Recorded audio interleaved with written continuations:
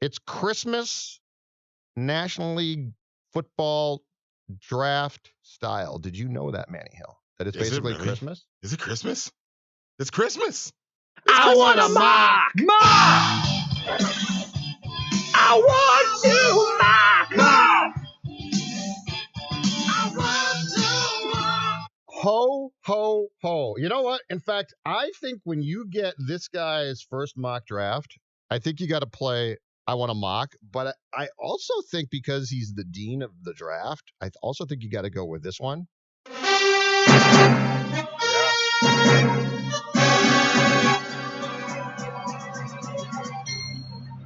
And now people are saying, wait, breaking news, and then I can do this again. I want a mock. And then I can stop that and get to this. Reckless speculation. Oh, yes. Because it's Christmas draft style. That's right. Mel Kiper. 1.0.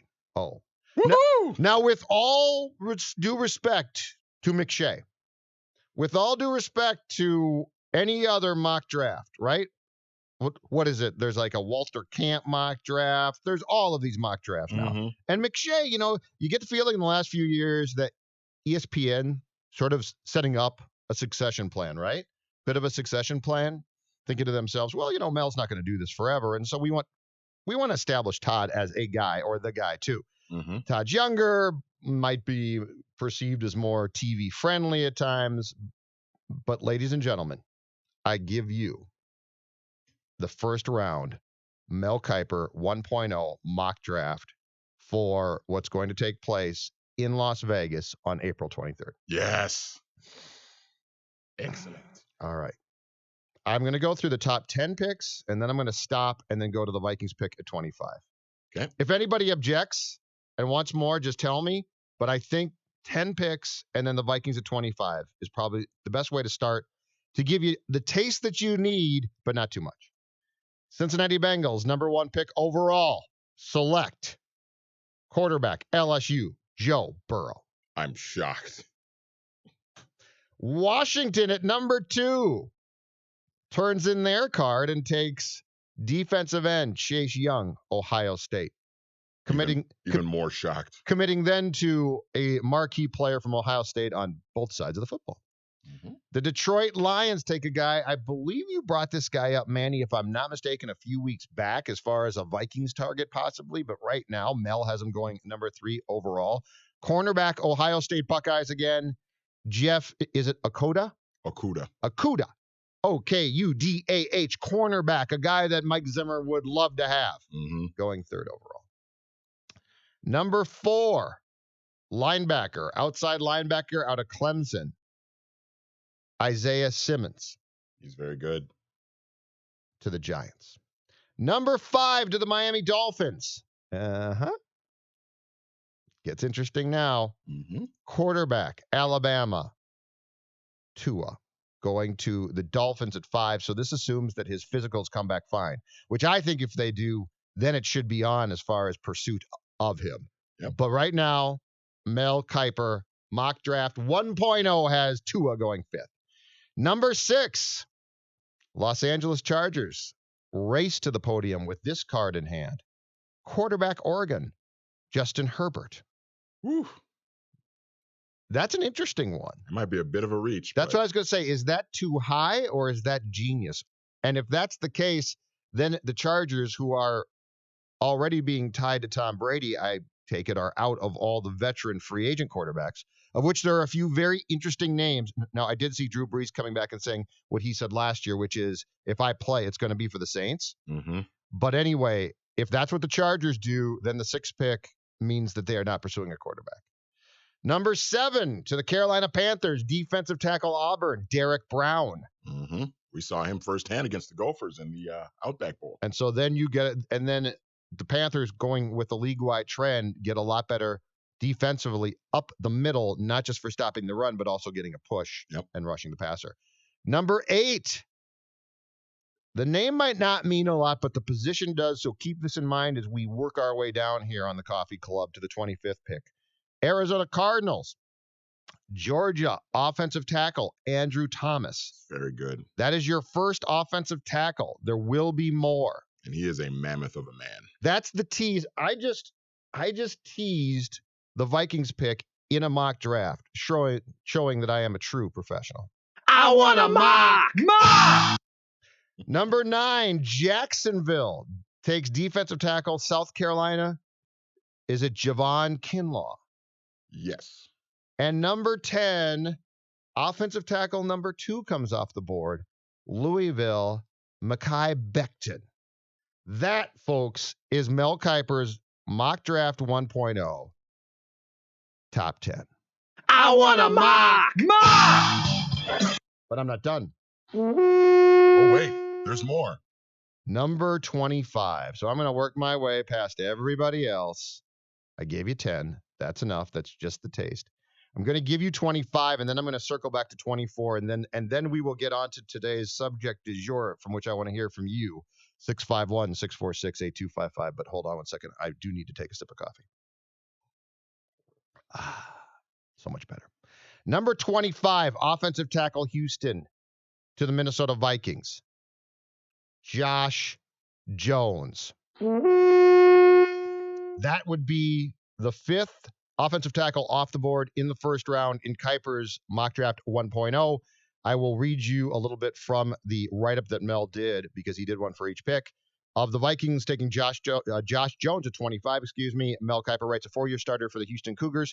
Jones has had a great week down in Mobile, Alabama at the Senior Bowl, and I feel good about making him the 5th offensive tackle of this first round.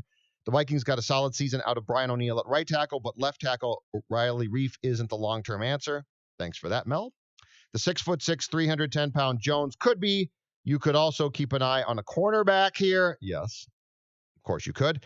As there may be some upheaval with Trey Waynes and Mackenzie Alexander hitting free agency, and Xavier Rhodes, who struggled in 2019, a possible cap casualty. Mel, I can go stronger than that. He's not going to be possible. He's going to be gone. And we already know, according to Mel, Mike Zimmer loves coaching up talented cornerbacks. So Josh Jones is Mel Kiper's projected in 1.0 first-round pick to the Vikings. He's an offensive tackle out of Houston. I take it this means that Josh Jones would start on opening day at left tackle, and Brian O'Neill would be left at right tackle. Now, just getting to this briefly, and I'd like to get your thoughts as well, Manny, as well as the callers, if you want to check in with us, 651-646-8255. Long term, I really like this because you've got to do this eventually. Like, this has to be done. You can't, Riley Reif's, he's an okay player, but this line needs help. Now, if I've got 2 higher draft picks, which Jones and O'Neill would give me at the left and right tackles, now I've sort of established something in the draft. And the one thing that I would caution against, though, is thinking that Josh Jones is simply going to step in on opening day 2020 and be the answer immediately. Garrett Bradbury might be fine at center. He's a first-round pick. He might absolutely be fine. Asking him to step in on day 1, as we saw, obviously, in week 2 at Green Bay, where he was being literally tossed around the field by Kenny Clark. Is a huge ask. Yep. That being said, I don't know that Josh Jones makes you an immediate, oh my gosh, the Vikings made a first-round pick that's going to change the game for 2020. But I like the direction, because you do have to do this. At some point in time, we need to look at an offensive line, and I'm not trying to say that all 5 guys have to be first-round picks, but at some point, Manny, you do have to look at that offensive line and look at the tackle and say, the left tackle especially, and say, okay, that's a first-round pick.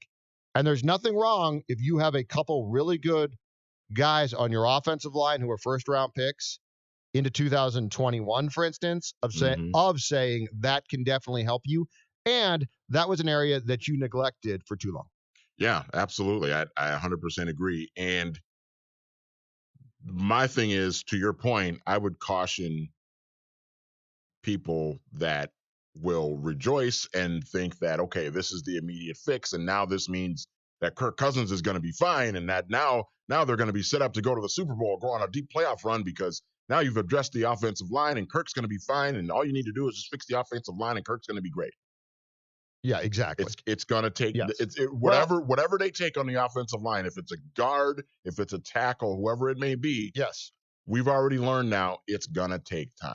Yes. So you might go into 2020 and you might take Josh Jones and insert him right in as your left tackle, but just be aware there's going to be some growing pains, and you're going to put Kirk out there, and Josh Jones might give up a sack or two. You can't, at that point, you got to understand, like, they're making the moves at that point if this is the route they go. Bradbury taught us that you really don't know, that you can't expect, and to the most ridiculous thing. Now, I would say Pat Elflein scares me. I think Elflein got hurt twice pretty substantially in his first year. I thought at center he had a nice first year. He came back, he played guard. It didn't go well. I don't know. Elflein has not been the same since he got and hurt. I was going to say, I game. can't sit here and say I am positive that if you run Elflein back in 2020, that things are going to be okay. I don't know that. I would think that you have to create competition for him.